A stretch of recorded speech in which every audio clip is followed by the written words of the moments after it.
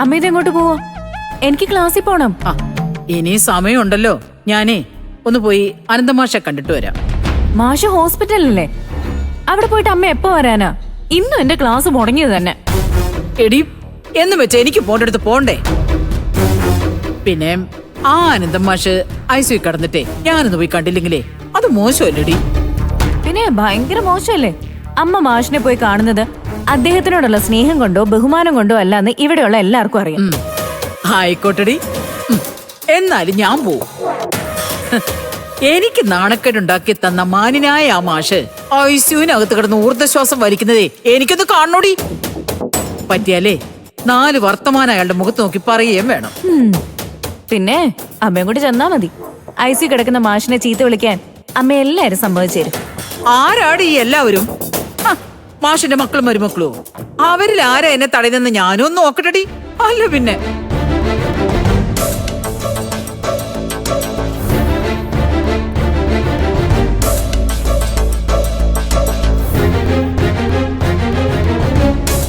അമ്മ, അപ്പൊ ഞാൻ ഇന്ന് ക്ലാസ്സിൽ പോകണ്ടെന്നാണോ? അതായിരിക്കും നല്ലത്. അല്ലെങ്കിൽ പിന്നെ ഇവിടെ വന്നിരുന്ന കൊച്ചിനെ നോക്കാൻ നീ ശ്യാമിനോട് പറ. ട്രാവൽസിൽ സത്യനുള്ളത് കൊണ്ട് അവന് വലിയ ജോലിയൊന്നും ഇല്ലല്ലോ അവിടെ.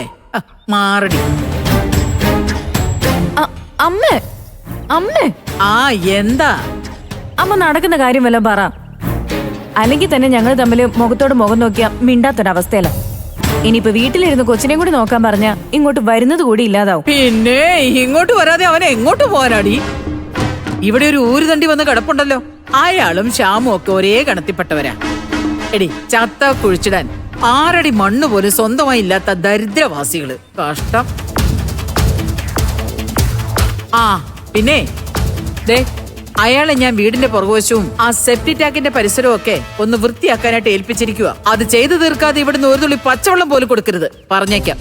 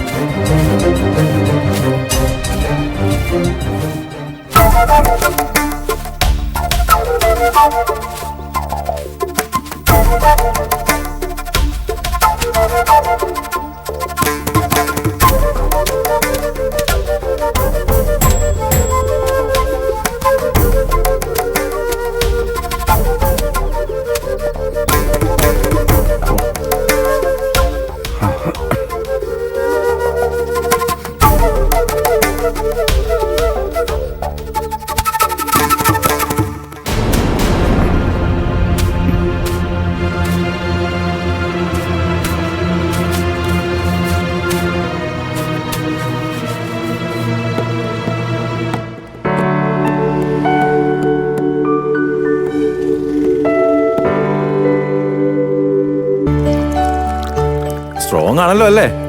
Double strong. എന്നാ പഞ്ചസാര കുറച്ച് കൂടുതൽ കേട്ടോ. ശരി.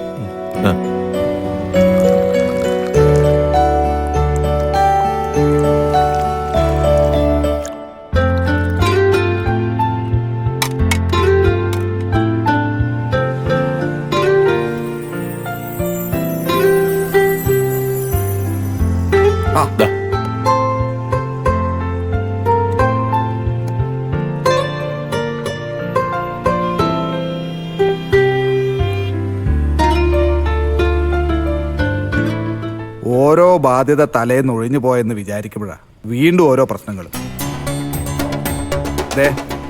അനന്തമാഷ് അടിച്ചു പോയാ ഞാൻ 3 കൊച്ചുങ്ങളെ വളർത്തേണ്ടി വരും. 3 മിനിന്റെ മക്കള് തന്നെയല്ലേ?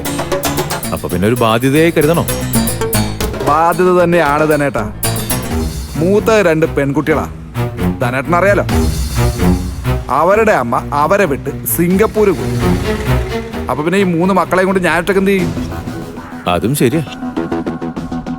3 മക്കളെയും ഒരു അച്ഛന്റെ കയ്യിൽ ഏൽപ്പിച്ചിട്ട് ഒരമ്മയും നാട് വിട്ടു പോകാൻ പാടില്ല. അത് ചിലങ്ക ചെയ്ത് തെറ്റ് തന്നെയാ. പക്ഷേ അവളുടെ കൂടെയാണ് ധനേട്ട എല്ലാവരും. വിനയം വലിയ കടബാധ്യത ഉണ്ടാക്കിയവനാണല്ലോ. അവളോ കുടുംബത്തെ രക്ഷിക്കാൻ രാജ്യം വിട്ട് സമ്പാദിക്കാൻ പോയവൾ. സമ്പാദിച്ചു വരട്ടെ വിനയ. നമ്മളൊന്ന് കണ്ണടച്ചു കൊടുത്താലേ അവര് നോക്കിക്കോളും ബാക്കിയെല്ലാം. അത് നിങ്ങൾക്ക് പറ്റും, എനിക്ക് പറ്റൂല. എൻ്റെ ഭാര്യ എൻ്റെ വരുതിയിൽ നിൽക്കണം. അവളുടെ ചെലവിൽ ഞാനല്ല, എൻ്റെ ചെലവിൽ അവളാണ് നിൽക്കേണ്ടത്. പക്ഷെ എൻ്റെ കണ്ണ് വെട്ടിച്ച് അവള് പോയിക്കളഞ്ഞു. അതുകൊണ്ടാ വിനയ ഞാൻ പറഞ്ഞേ, തൽക്കാലം ഒന്ന് കണ്ണടയ്ക്കാൻ. ചിലങ്ക തിരിച്ചു വരുന്നത് വരെ നീ ആരെയും പിണക്കാതിരിക്കുന്നതാവും നല്ലത്. ഇല്ലെങ്കിലേ നിനക്ക് അവളെയും കിട്ടില്ല, നിന്റെ മക്കളെയും കിട്ടത്തില്ല. എനിക്ക് എൻ്റെ മകനെ മാത്രം മതി തന്നെ, പിന്നെ അവളെ. പക്ഷെ അനന്തം മാഷ് ഹോസ്പിറ്റലായതറിഞ്ഞ് എൻ്റെ അമ്മയും മാവനും മൂത്ത 2 മക്കളെയും തിരിച്ചു കൊണ്ടുവരാൻ പറഞ്ഞോണ്ടിരിക്കുക. ഞാൻ ചെന്ന് അവരെ വിളിച്ചോണ്ട് വന്നില്ലെങ്കിൽ അവർ പോയി ഏറ്റെടുക്കും. തൽക്കാലത്തേക്കെങ്കിലും കുഞ്ഞുങ്ങളെ ഏറ്റെടുക്കണമെന്ന് ഞാനും പറയും. അല്ലെങ്കിലും അനന്തമാഷക്ക് ആരോഗ്യം തിരിച്ചു കിട്ടിയാലേ അദ്ദേഹം തന്നെ കുഞ്ഞുങ്ങളെ തിരിച്ചു കൊണ്ടുപോയില്ലേ വിനയ? അത് തന്നെ ഞാനും ആലോചിക്കുന്നു. ഞാൻ കുഞ്ഞുങ്ങളെ ഏറ്റെടുക്കുന്നതായി അമ്മയ്ക്കും മാമനും തോന്നുകയും വേണം, എന്നാ അവരെ എൻ്റെ വീട്ടിൽ സ്ഥിരമായി നിർത്താനും പാടില്ല. ആ, അതിന് എന്ത് ചെയ്യാൻ പറ്റുമെന്ന് ധനേട്ടനൊന്ന് പറ. ഒന്ന് ആലോചിക്ക്.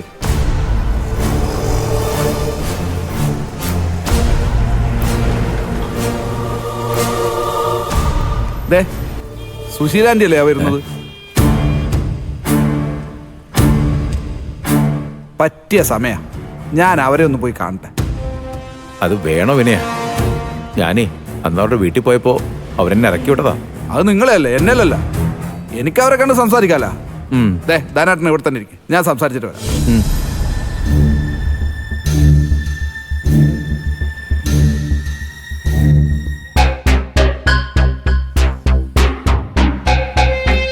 ആ, ആന്റി എങ്ങോട്ടാ? ഞാൻ വേണമെങ്കിൽ എന്റെ വണ്ടി കൊണ്ടുവിടാം. ഞാനൊരു ഓട്ടോ നോക്കി വരികയായിരുന്നു. അത്യാവശ്യത്തിന് നോക്കിയ ഒരു വണ്ടിയും കാണില്ല. ആ, അത് ശരിയാ. അല്ല, നീ നിന്റെ അമ്മായിപ്പിനെ പോയി കണ്ടില്ലേ വിനയ? ഞാൻ അന്വേഷിച്ചു, അദ്ദേഹം ICUലാ. പോയാൽ പുറത്ത് നിൽക്കാനേ പറ്റൂ, കാണാനൊന്നും പറ്റില്ല. എനിക്കാണെങ്കിൽ അവിടെയുള്ള ബാക്കിയുള്ളവരെ കാണാൻ വലിയ താല്പര്യമില്ല. അത് കാണില്ല. നീ നിന്റെ ഇരട്ടക്കുട്ടികളെ അവരുടെ തോളത്ത് വെച്ചു കൊടുത്ത് മുങ്ങിയ കാര്യമൊക്കെ ഞാനും അറിഞ്ഞു. തോളത്ത് വെച്ച് കൊടുത്ത് മുങ്ങിയെന്ന് ആ, ആന്റിയോട് ആരാ ഇതൊക്കെ പറഞ്ഞത്? എന്നോടായിട്ട് ആരും ഒന്നും പറഞ്ഞൊന്നുമില്ല. പക്ഷേ എനിക്ക് ചുറ്റും നടക്കുന്ന കാര്യങ്ങള് ഞാൻ എങ്ങനെയെങ്കിലും അറിയാതിരിക്കില്ലല്ലോ വിനയ. ഞാൻ 2 ദിവസത്തേക്ക് കുട്ടികളെ അമ്പിളി ചേച്ചിയുടെ അടുത്ത് നിർത്തി എന്നുള്ളത് ശരിയാണ്. പക്ഷെ അവര് തിരുവിനും കൂടി മക്കളല്ലേ. ആ ഒരു അവകാശത്തിന് അവളുടെ അച്ഛൻ അവരെയും കൂടി ഏറ്റെടുത്തോണ്ട് പോയതിന് എനിക്കെന്ത് ചെയ്യാൻ പറ്റും? നിനക്ക് ചെയ്യാനൊക്കെ പറ്റും വിനയ, പക്ഷെ നീ അത് ചെയ്യില്ല.